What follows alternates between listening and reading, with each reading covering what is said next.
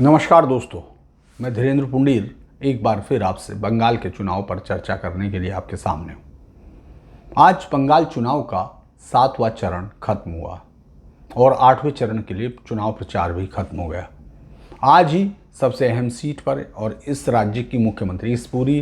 राजनीतिक लड़ाई में सबसे बड़ा चेहरा मानी जा रही ममता बनर्जी ने आज अपना वोट डाला भवानीपुर से, यानी जहां कालीघाट के पास उनका घर है उसके पास उन्होंने जाकर वोट डाला उस पर और अपनी जीत का भी दावा किया। इसके साथ साथ चूँकि इसमें दो ही चेहरे चुनाव लड़ते हुए हैं दिख रहे हैं, प्रधानमंत्री नरेंद्र मोदी तो दूसरी तरफ ममता बनर्जी। बाकी तमाम लोग सिर्फ उनके सहयोगी की भूमिका में दिखाई देते हैं इस पूरे चुनाव में। अभी तक का जो सर्वे भी रहे हैं, अभी तक की जो हमारी बातचीत हुई है, और आप भी लोग चूँकि सिर्फ मेरे से ही नहीं सुन रहे हैं, आप पूरे चुनाव को अपनी निगाह से देख रहे हैं, चूँकि सबकी दिलचस्पी है इस बंगाल में। एक महीने के इस चुनाव प्रचार जो अभी तक हुआ है 7 फेज़, चूँकि 8 फेज़ का ये चुनाव अपने आप में अनूठा और बहुत सारी चीज़ों के लिए याद किया जाएगा। जिस तरह की चुनावी कैंपेन हुई, हाई वोल्टेज, हाई प्रोफाइल, तमाम लोग यहाँ पहुँचे, पूरे देश के केंद्रीय मंत्रिमंडल, केंद्रीय नेता यहाँ पहुँचे बीजेपी की बहुत ताकत के साथ। उधर ममता बनर्जी तमाम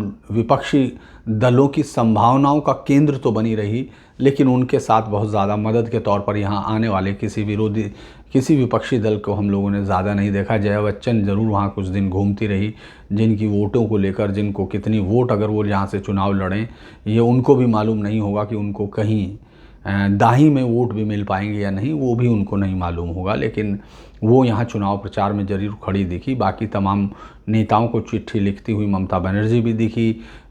यहाँ चुनावी हिंसा की घटनाएं हुई, केंद्रीय सुरक्षा बलों की भारी तैनाती हुई और उनमें उनको जो तैयारियां, उनके साथ उनको कुछ नए अधिकार भी दिए गए थे। ये एक लंबा चुनाव रहा और इतना लंबा चुनाव जनरली हम लोग बहुत कम देखते हैं। सुरक्षा बलों पर भी आरोप लगे, देश की तमाम संस्थाओं पर भी आरोप लगाए ममता बनर्जी ने, और पूरी ये लड़ाई बहुत ही तीखी, बहुत ही कड़वी और कई सारे मायनों में बहुत ही जिसको पसंद ना किया जाए इस तरह की रही। लेकिन आज 7वें फेज़ के साथ ही, यानी अगर इस पूरे चक्रव्यूह को जो एक माने राजनीतिक चक्रव्यूह, तो इसमें आज 7वां चरण खत्म हुआ। जैसा कि हमको लग रहा था अभी तक की जो फेज़ वाइज वोटिंग के पैटर्न को देखते हुए, लग रहा था कि शायद यहाँ कुछ सीटों पर वोट बढ़े। जो कोलकाता की सीटें थी, जो 4 सीटों पर जहाँ आज कोलकाता की चुनाव था, उसमें ये लगा कि शायद साउथ कोलकाता की इन सीटों पर वोटिंग परसेंटेज बढ़ेगा जो पिछली बार से था। पिछली बार लगभग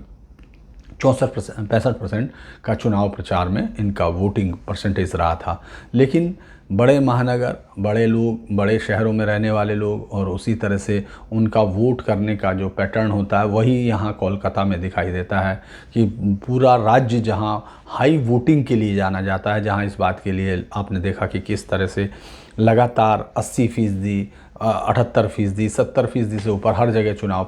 चुनाव वोट पड़ता है। यहाँ वही 65, 64, 63 उसी तरह की वोटिंग होती रही। वोटों के प्रति आप देखेंगे जितना ज़्यादा पढ़े लिखे लोग और जिनको हम लोग इकोनॉमिक स्टेटा में अपर क्लास गिनते हैं या अपर मिडिल क्लास गिनते हैं, वो हमेशा वोटों के प्रति जिस तरह की बेरुखी दिखाते हैं, उस तरह की बेरुखी आपको भवानीपुर, रास बिहारी या तमाम उन सीटों पर दिखाई दी जहां कोलकाता के साउथ की 4 सीटों पर। ये अलग सी बात है, क्योंकि हमको भवानीपुर सीट पर लग रहा था कि शायद ये वोटिंग परसेंटेज बढ़े। आखिर राज्य की मुख्यमंत्री की वो अपनी सीट है, उनके घर की सीट है, वहाँ वो जीती भी थी और वहाँ से जब इस बार छोड़ के गई तब भी उन्होंने कहा कि ये उनके दिल के करीब है, ये उनके साथ है और यहाँ के आदमी जो उनका प्रतिनिधि है वो एक तरह से खुद वहाँ चुनाव लड़ेंगी। इसके साथ साथ जब आज वो वोट डालने गई, उससे पहले उस कॉलेज, मैत्र कॉलेज जो स्कूल है, उसमें जो बूथ था उसमें एक रैंप बनाया गया था जिस पर चलकर वो गई। जैसे अमूमन अभी तक उन्होंने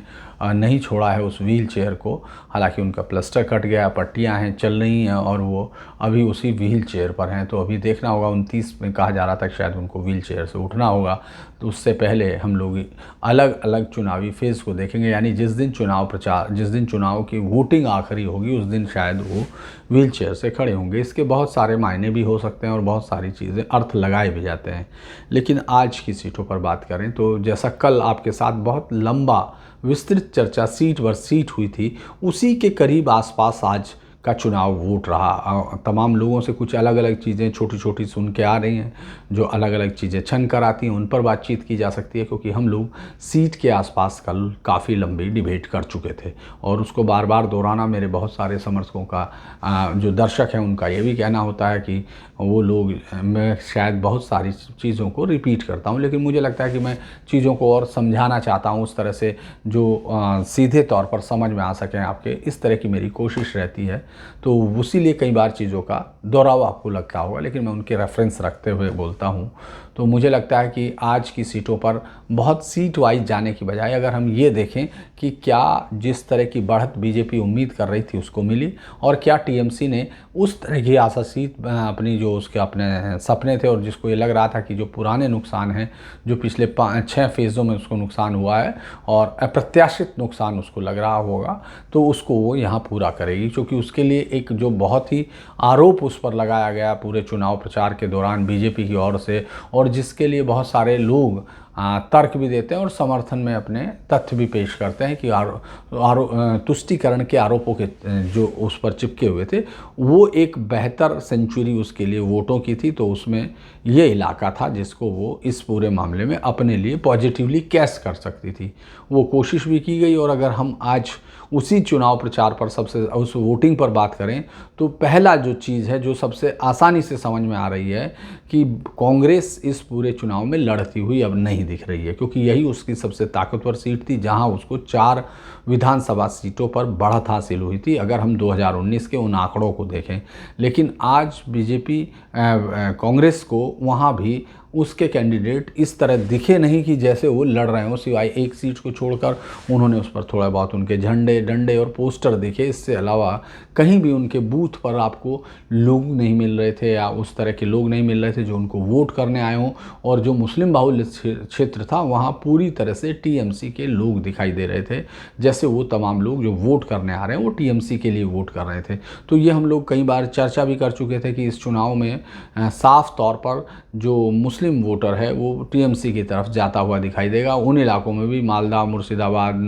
नादिया या जो इसके आसपास के दिनाजपुर के इलाके थे जहां मुस्लिम बाहुल्य वोट सीट है, वहां पर पूरी तरह से एक बदलाव दिखा। और वो बदलाव मुझे लगता है कि 7वें और 8वें चरण में बहुत क्लियर कट लोगों को नज़र आएगा। जब 2 मई को नतीजे आएंगे तब भी उसकी धमक महसूस की जाएगी कि आखिर ये जो बदलाव हुआ है ये पहले से एंटिसिपेट था। और जो पूरी तरह से पूरी लड़ाई जो लड़ी टीएमसी ने, इतना बड़ा आरोप ममता बनर्जी ने अपने ऊपर रखा कि वो किस तरह से मुस्लिम तुष्टीकरण करती हैं, उसके फसल उनको लगता है कि काटने के लिए इन 2 फेज से ज़्यादा उनके पास कोई बेहतर मैदान नहीं है। लिहाजा आज अगर हम लोगों ने चुनाव के बाद, चूँकि हर चुनाव की वोटिंग के बाद हम लोगों की आदत होती है, रिपोर्टर्स जो भी होते हैं ग्राउंड्स पर, उनकी आदत होती है कि वो दोनों पक्षों से बात करके समझने की कोशिश करते हैं कि उनको क्या लगता है, उनकी बेहतरी और या उनको परेशानी किस किस जगह पर हुई, इस पर बातचीत करते हैं। और उससे भी हम लोग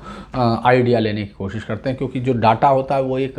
रुक्ष आइडिया होता है और बिल्कुल एकदम शुष्क चीज़ होती है जिस पर आम आदमी को बहुत ज़्यादा दिलचस्पी नहीं होती। लेकिन हम लोगों के लिए उस डाटा के सहारे और वोटिंग पैटर्न के सहारे ये बताना होता है कि आखिर चुनाव किस तरफ गया। हम जब कल बातचीत कर रहे थे तो मैंने कहा था कि ये चुनावी चक्रव्यूह का एक 7वां दरवाज़ा है जहां से बीजेपी अर्जुन भी बन सकती है और अभिमन्यु भी बनकर रुक सकती है। लेकिन आज की पैटर्न में एक चीज़ जो हम लोग पहले से एंटिसिपेट कर रहे थे उसी तरह हुआ कि जो शिफ्टिंग हो गई है वो हुई, दोनों तरफ धार्मिक ध्रुवीकरण का सहारा लगा। और जो पिछली बार का एक जो गणित था 16-16 और 4 सीट का, उसमें से 4 सीटें तो जाती दिख रही हैं जो टीएमसी को, जहां से 3 सीट की मुझे उम्मीद है उनमें से 3 सीट टीएमसी को मिलेगी, 1 सीट पर कांग्रेस वहां लड़ती हुई दिख रही है। लिहाजा ये 3 सीटों के साथ वो शुरू में 19, लेकिन चूंकि आज 34 पर वोट पड़े हैं 36 की बजाय, और उसमें से हम लोगों को एक सीटें कम करनी होंगी 2। तो अगर हम उसको देखते हैं तो बीजेपी और टीएमसी यही इस पूरे फेज़ के लिए सिर्फ 2 पार्टियां रह गई। और उन 2 पार्टियों में चूंकि बहुत सारी सीटों पर बहुत कम मार्जिन था, बहुत कम मार्जिन से टीएमसी आगे थी, तो लिहाजा अगर हम उस कम मार्जिन का वेटेज बीजेपी को देते हैं, चूँकि जिस तरह का बीजेपी ने अपनी कैंपेन चलाई और जिस तरह के दावे किए हैं और जिस तरह उसकी तरफ वोट भी दिखाया, कई जिलों को वो साफ करती हुई दिखी है, उसमें हमको ये कहना पड़ेगा कि अगर ये थोड़ा भी वेटेज बीजेपी को मिलता है तो बीजेपी इस फेज़ में थोड़ा सा आगे दिखाई देती है। हालांकि टीएमसी के समर्थक जो लोग हैं, रणनीतिकार हैं, पीके की टीम के लोग हैं, उनका आज खुशी के मारे वो काफ़ी अच्छे शब्दों में अपनी पार्टी को याद कर रहे हैं। तो उनका मानना है कि उनके पास 20 से 24 सीटों के बीच में इस फेज़ में आएगी, यानी 34 सीटों में से उनको लग रहा है कि 20 से 34 के पास आती है। लेकिन अगर हम इसको बीजेपी के नज़रिए से देखते हैं, अगर पार्टी 20 पर रुक जाती है टीएमसी, तो भी 14 सीटें बीजेपी को मिल रही हैं, जबकि 36 में से उसके पास 16 थी, यानी बीजेपी को कोई नुकसान नहीं हुआ। इस फेज़ में हम मान के चल रहे थे कि वो पत्थर होगा जहाँ से बीजेपी सीधा अंदर न बना के दाखिल हो जाएगी या विधानसभा के अंदर एक विजेता के तौर पर दाखिल होगी। वो सीधे तौर पर ऐसा नहीं दिखा, क्योंकि हमको अब 8वें फेज़ का भी इंतजार करना होगा। आज बीजेपी के पास जिस तरह की बढ़त थी वो नहीं आई, लेकिन बढ़त मिली उसको अगर हम सिर्फ टीएमसी के नेताओं पर या उनके थिंक टैंक की तरफ ध्यान देते हैं। दूसरी तरफ बीजेपी के समर्थकों में भी उनका भी यही मानना है कि उनको लगभग 20 के करीब सीटें मिल सकती हैं। हालांकि अगर हम लोग गौर करते हैं, जिन 16 सीटों पर पिछली बार वो जीती थी, उनमें से ज़्यादातर पर उसकी बढ़त का अंतर बहुत ज़्यादा था। ये कल हमने एक एक सीट पर आपको समझाया था कि वो बढ़त का अंतर काफ़ी ज़्यादा था, लिहाजा वो सीटें उसके पास रहेंगी। कुछ नई सीटें जुड़ सकती हैं जिसमें कि उसने काफ़ी कम मार्जिन से वो पीछे रही थी, तो वो यहाँ आज दिखाई दे रहा है। लगभग 34 में से 15, 16, 17 के करीब सीटें बीजेपी अपने पास करती हुई दिख रही है। और जो सबसे अहम है, जो लोग जिस तरह से कह रहे थे कि कब बीजेपी साउथ कोलकाता में घुसेगी या कोलकाता जो ममता बनर्जी के साथ खड़ा हो गया, इसी तरह से वो जो भद्रलोक की दुनिया है, जो पहले वाम मोर्चे के लिए शील्ड के तौर पर काम करती थी और अब वो ममता बनर्जी को अपनी अस्मिता का प्रतीक मानती है, उस किले में भी दरार आज लगती हुई दिख रही है। वोटिंग परसेंटेज भले ही आपको कम लग रहा हो बाकी बंगाल के हिस्सों की तरफ से, लेकिन ये पिछले साल के लगभग करीब है या उससे ज़्यादा है। हालांकि भवानीपुर एक ऐसी सीट लग रही थी जहाँ की पिछला रिकॉर्ड टूटेगा ऐसा लग रहा था, क्योंकि राज्य की मुख्यमंत्री का अटैचमेंट है, उनका इमोशनल अपील है, उनकी चोट लगने के बाद वहाँ वोटिंग हो रही है और वहाँ वोट करने वो खुद व्हील चेयर पर जा रही हैं, तो उनके समर्थकों के लिए ये तमाम चीज़ें उनके समर्थन में खड़े हो जाने के लिए थी, लेकिन उस तरह का उत्साह नहीं दिख रहा था। उसी तरह जो मंथर गति होती है उसी से वोटिंग वहाँ हुई और वोटिंग में इस बात की तरफ ज़्यादा, हालांकि जो हो हल्ला और तमाम शोर के बीच चुपचाप होती हुई इस वोटिंग में लग रहा है कि जो मारवाड़ी वोटर्स हैं, जो गैर बांग्ला भाषी वोटर्स हैं, उन पर बीजेपी का जादू चल रहा था। और यहाँ इसी चाहे पोर्ट के एरिया की तरफ भी हम लोग जाते हैं, जहाँ के खिदरपुर और दूसरे हिस्से में जो जो आबादी है, मुस्लिम आबादी, वो एक तरफा वोट करती हुई दिख रही थी टीएमसी की तरफ, तो दूसरी तरफ जहां आपको पहचानना होगा वहां ध्रुवीकरण के पूरे चिन्ह दिखाई दे रहे थे। जैसे कि वहां बीजेपी के झंडों के साथ ही बहुत बड़ी संख्या में जय श्री राम के झंडे, बजरंगी झंडा यानी लाल रंग का झंडा, ये तमाम वहां बहुतायत में दिख रहे थे। तो जो इस बात की तरफ इशारा कर रहा था कि भवानीपुर की लड़ाई, जैसा हम लोग उम्मीद कर रहे हैं, ये काफ़ी कुछ हद तक बीजेपी की तरफ झुकती हुई दिख रही है लोगों का। हालांकि जो बाकी राज्य के वोटिंग परसेंटेज और यहाँ के वोटिंग परसेंटेज का अंतर लोगों को कंफ्यूज ज़रूर कर रहा होगा, लेकिन ये यहाँ का ट्रेंड है। उसी तरह से एक और सीट जो आज बालीगंज थी, बालीगंज सीट पर भी काफ़ी हालांकि बहुत ताकत के साथ टीएमसी वहाँ थी और बीजेपी के लिए बहुत कम गुंजाइश है इस सीट पर। ये औद्योगिक, सबसे बड़े औद्योगिक इलाकों में था जहां वाम मोर्चे ने सबसे ज़्यादा चोट की थी। साथ ही साथ यहाँ एक हिंसा की एक ऐसी घटना है, जैसी मारी जापी आपने देखी थी, उसी तरह की एक बड़ी घटना जिसको भद्रलोकों ने या तमाम लोगों ने छिपाया था, उस पर मैं थोड़ा सा उनको बता देता हूँ कि जिस तरह से हम लोगों ने यहाँ बालीगंज की इस सीट पर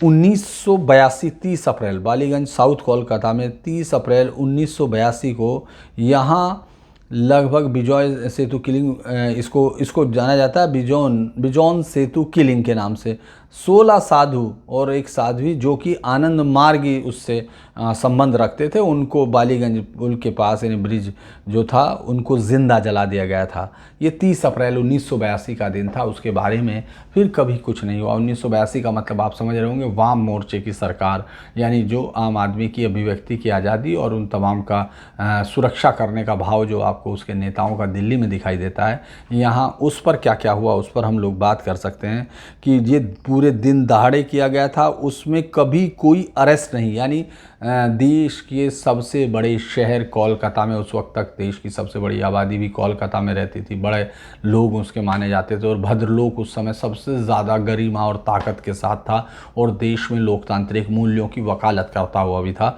16 लोगों को दिन दहाड़े जला दिया गया और उसमें कभी भी एक भी कोई अरेस्ट नहीं हुई थी। और जुडिशल इन्वेस्टिगेशन की बात की गई, रिपीटेड कॉल किया गया लगातार। तो एक था जो कि as single member judicial commission जो इन्वेस्टिगेट कर रहा था किलिंग को 2012 में, जबकि लेफ़्ट 2012 में जब बना, जब यानी लेफ़्ट की सत्ता जो है चली गई थी और टीएमसी आई थी।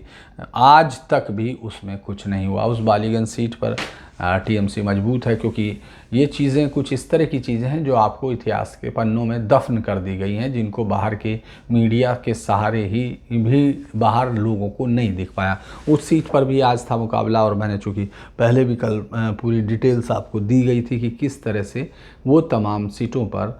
टीएमसी हावी होती हुई दिख रही। और यहाँ ये माना भी नहीं जा रहा था, इस पूरे चुनाव की कैंपेन के दौरान भी कोई आदमी ये मानने को तैयार नहीं था कि साउथ कोलकाता में बीजेपी आ सकती है क्या, यहाँ के लोग बीजेपी को वोट दे सकते हैं क्या। लेकिन जिस तरह की आज लाइनें दिखाई दी और उनमें जो समर्थक थे उनका साफ तौर पर बोलते हुए जय श्री राम के नारों के साथ वोट पड़ता देखने के बाद ये बात तो कही जा सकती है कि साउथ कोलकाता की इन 4 में से 2 सीटों पर बीजेपी अपना दावा ठोकती हुई साफ दिख रही है।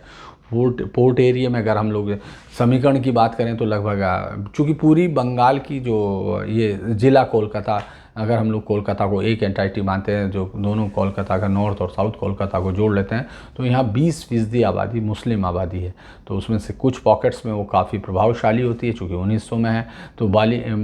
पोर्ट एरिया में भी काफ़ी हद तक उनका काफ़ी होल्ड, जिसको खिदरपुर और तमाम 2 हिस्सों में अगर हम जोड़ते हैं गार्डन रीच वाले इलाके में, तो वहाँ मुस्लिम बाहुल्य आबादी आपको दिखाई देती है। उसके पास से वोटिंग पैटर्न उनका ये कहता है कि उन्होंने टीएमसी को काफ़ी हद तक वोट किया है। लेकिन जो बाकी हिस्सा है जहाँ की हमको ध्रुवीकरण दिख रहा था, वो ध्रुवीकरण इतने लेवल तक नहीं दिखता है कि वो टीएमसी से इस सीट को छीन सकें। लेकिन ये बीजेपी की दक्षिण कोलकाता में शुरुआत है, जो आज की बात हमको दिखती है। आज जिस तरह से ममता बनर्जी ने कहा कि वो जीत रही हैं, उनको लगता है कि उससे पहले भाईपो का कहना था कि वो 2/3 बहुमत के साथ आ रहे हैं, यानी ये अपने लोगों को यकीन दिलाने की कोशिश थी। या खुद को इस पर कुछ कहा नहीं जा सकता, क्योंकि 2/3 बहुमत से इस वक्त शायद भी कोई भी कह पाने में असमर्थ होगा जब तक कि वो ज़मीनी हकीकत से वाकिफ़ ना हो। वो बिल्कुल आराम से कह सकता है वो आदमी जिसका यहाँ राब्ता नहीं है, वरना कोई भी पार्टी इस समय 2/3 बहुमत के साथ नहीं आ रही है। तो इस पर हम लोगों को फिर 8वीं उसका इंतज़ार करना होगा कि आखिर 8वीं फेज़ तक। हालांकि मैं आप लोगों के साथ शेयर कर रहा हूँ कि मुझे उम्मीद थी कि आज शायद बीजेपी ये तय कर लेगी कि वो अगली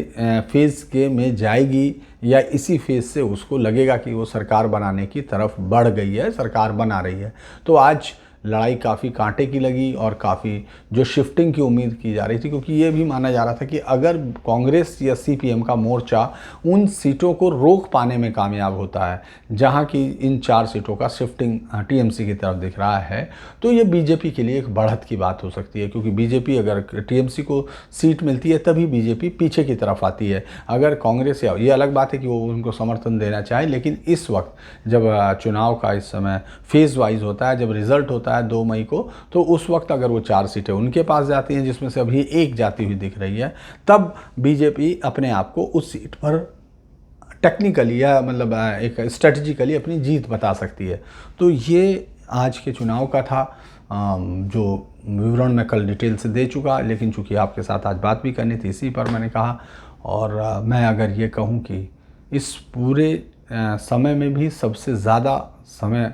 संकट का अब आने वाला है। अगर आज कोलकाता की बात करें तो कोलकाता में पिछले 24 घंटे में जो केस आए थे वो 15,889 केस थे। उन केसेस में से जो 3,779 केस कोलकाता में थे, यानी कोलकाता जो बंगाल स्ट्रेन के नाम से पहचाना जा रहा है, वो सबसे ज़्यादा अभी तक के संक्रामक है और सबसे खतरनाक स्ट्रेन उसको कहा गया है। यहाँ जितने भी टेस्ट हो रहे हैं उसमें से 50% पॉजिटिव आ रहे हैं, ये सबसे ज़्यादा बड़ी हाई रेट होगी। हालांकि ऑक्सीजन की उस तरह यहाँ कमी नहीं थी, चूँकि प्रोडक्शन बहुत ज़्यादा है और वो प्रोडक्शन उनकी रोज़ की खपत से ज़्यादा है, काफ़ी ज़्यादा है। 500 मीट्रिक टन का उनका मानना है कि यहाँ प्रोडक्शन होता है उनकी 4 फैक्ट्रियों में, लेकिन उनको अभी तक 300 की ज़रूरत है, लिहाजा अभी सरप्लस है। इसके बावजूद आपको कोलकाता में एक डर दिखाई देगा। लोगों ने ऑक्सीजन सिलेंडर खरीदने शुरू कर दिए और जब हम लोग आए तो उस वक्त ऑक्सीजन सिलेंडर 8 से 9 हज़ार के करीब यहाँ आसानी से मिल रहा था। अभी वो सिलेंडर 26,000 से 40,000 के बीच में है, यानी उसकी जो ब्लैकमेलिंग है उसकी इंडस्ट्री यहाँ एक तरह से खड़ी हो गई। कुछ दवाइयाँ मिलनी बंद होने लगी और हॉस्पिटल्स में बेड की समस्या अभी से आने लग रही है। ये 2 मई आज इसके साथ साथ एक बड़ी खबर, जब चुनाव आयोग को मद्रास हाई कोर्ट ने जिस तरह से कहा कि उसके ऑफिसर्स पर हत्या का मुकदमा चला जाना चाहिए, क्योंकि जिस तरह से उन्होंने बिना किसी सुरक्षा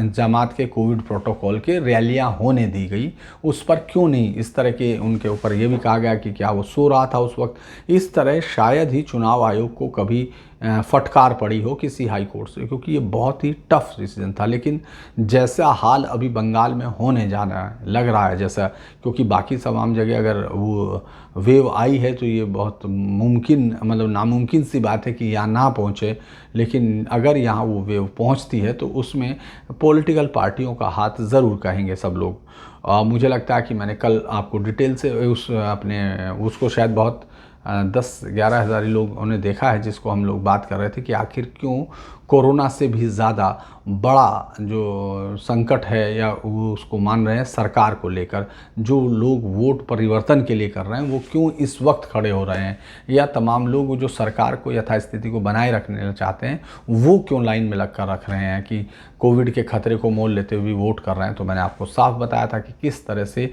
यहाँ के लोगों के जीवन मरण का सवाल होती है राजनीति। उन बेड्स के एलोकेशन में, उन ऑक्सीजन सिलेंडर के एलोकेशंस में, दवाइयों के डिस्ट्रीब्यूशंस में, उन सब में पार्टी का रोल होता है और वो विपक्षी पार्टियों को उसकी पहुंच तक भी नहीं है। यानी उनके लिए ये आने वाली उनकी ज़िंदगी का सवाल खड़ा हो जाता है अगर वो जब राजनीतिक पार्टियों में विरोध की बात करते हैं। मुझे लगता है कि इस पूरे मसले में हम लोग लगातार जो देख रहे हैं वो यहाँ आपको दिखाई देगा कि डर है, सारी चीज़ें हैं, इसके बावजूद भी लोग वोट पर लगे हुए हैं। राजनीति अब आने वाले समय में बंगाल की बड़ी दिलचस्प होगी। 2 मई को जब भी फैसले आएंगे, नतीजे आएंगे, उनके साथ साथ यहाँ बहुत सारी चीज़ें बदलती दिखेंगी, चाहे पार्टी कोई भी आ रही हो। हालांकि मैं अभी तक के अपने सर्वेक्षण में, विश्लेषण में आपको बता चुका हूँ कि कैसे मुझे बीजेपी थोड़ा बढ़त पर दिख रही है। ये हर बार हम लोगों ने लंबा डिस्कशन किया है। लिहाजा 8वें फेज़ के वक्त हम लोग 8वें फेज़ के लिए मैं बातचीत जब आपसे करूँगा तो उस पूरे मसले में, हालांकि हम लोग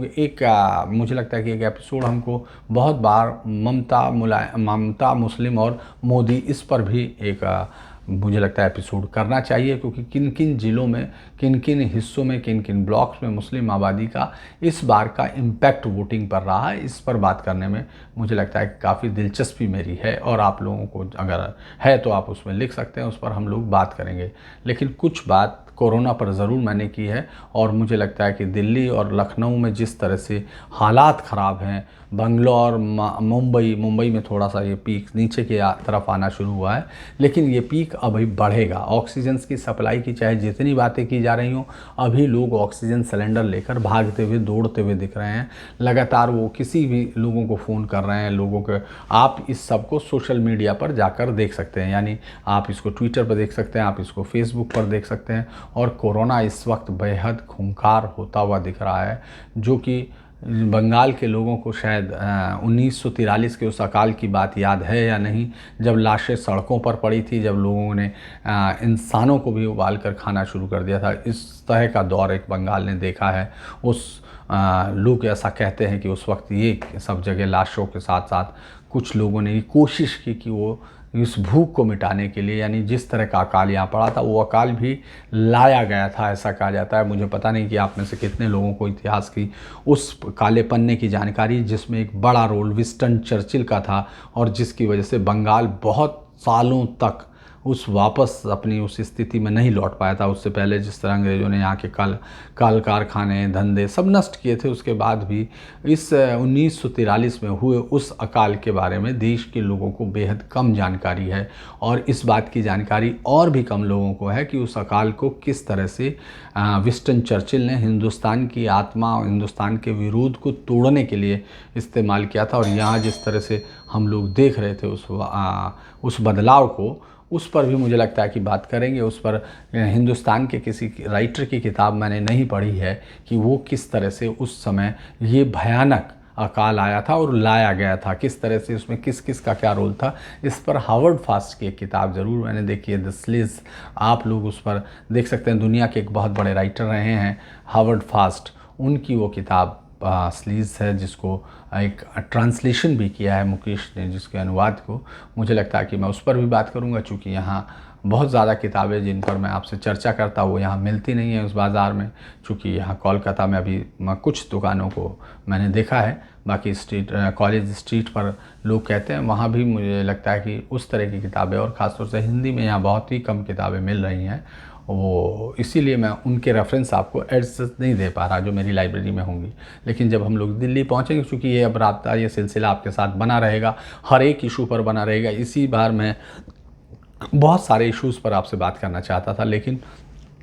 सब लोगों का कहना ये है, जो ज़्यादातर लोग आप में से लिखते हैं कि मुझे इस समय सिर्फ बंगाल के चुनाव पर बात करनी चाहिए। तो मैं आपकी मर्यादा से बंधा हुआ इस समय वो बातें करता हूं जो बंगाल के चुनाव की हों, जिनका रिश्ता बंगाल के चुनाव से हो। हालांकि मैं बहुत सारी चीज़ों पर बात करना चाहता हूं, लेकिन इस चुनाव के ख़त्म होने पर ही मैं उस तरफ बढ़ूँगा। तब तक के लिए नमस्कार। कल फिर हम लोग बात करेंगे। एक बार फिर आप सबका धन्यवाद जुड़ने के लिए। और जो लोग इसको वीडियो को देख रहे हैं और अभी तक उन्होंने सब्सक्राइब नहीं किया, उनसे मेरा अनुरोध है कि इसको सब्सक्राइब कीजिए, लाइक कीजिए और शेयर कीजिए।